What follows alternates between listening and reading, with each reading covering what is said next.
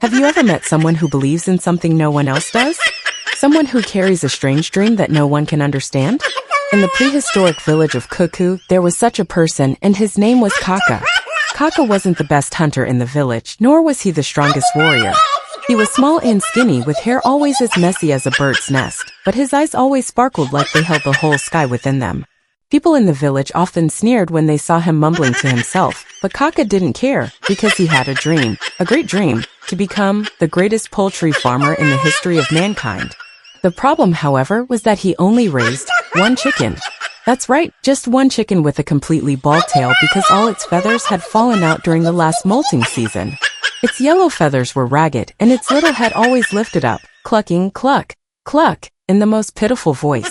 Yet every morning, Kaka would carry that chicken around the village, his eyes shining with pride as he kept saying, "Look, look, it's about to lay a golden egg."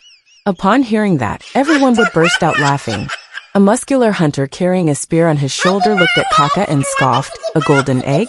Your chicken can't even lay a normal egg, let alone a golden one."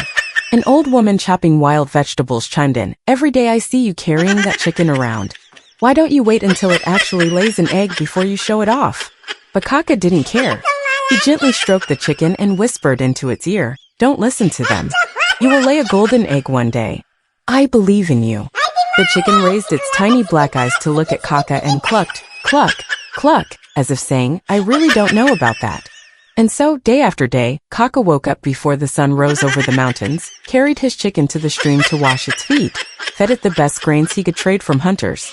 He even made a nest of soft straw in the corner of his hut, lined with rabbit fur to keep it warm. People in the village saw all this and shook their heads in disbelief, such a useless dreamer, thinking his chicken will lay golden eggs. But Kaka didn't mind. In his head, he imagined the moment his chicken laid a shiny golden egg. He would bring it to the chief and exchange it for 100 wild buffaloes. Then he would build the biggest hut in the village, marry the most beautiful girl, and spend the rest of his life raising chickens that laid golden eggs, never having to hunt again.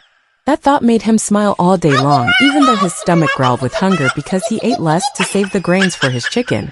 One morning, after the chicken clucked, cluck, cluck, as usual, Kaka saw something round and golden under its nest. His heart pounded wildly, eyes wide open, mouth agape. A golden egg! A golden egg! He screamed so loud the whole village was startled. Everyone rushed over, crowding in front of his hut. His hands trembled as he reached to pick up the golden egg, but as soon as he touched it, it was soft and warm. He looked closely. The entire village held their breath. Then, "Puhaha!" Laughter erupted across the mountains and forests. It turned out to be just a fresh pile of chicken poop, glowing golden brown under the morning sunlight. The strong hunter laughed until tears rolled down his face. "Here's your golden egg, Kaka." The old woman chopping vegetables laughed so hard she coughed. "Well, at least you got golden brown to fertilize your crops." Kaka's face turned bright red. He looked at the chicken, eyes brimming with tears, not knowing whether to cry or to laugh. The chicken clucked, cluck, cluck, unconcerned, as if it had no idea about his golden dreams.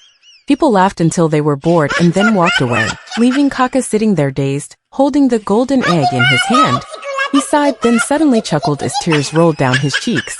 "Well, golden brown is still something. At least you laid something." From that day on, Kaka stopped carrying his chicken around to show off.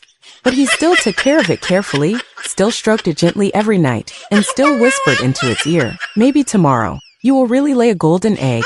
The chicken continued to cluck, cluck, cluck, every morning, and Kaka continued to live with his dream.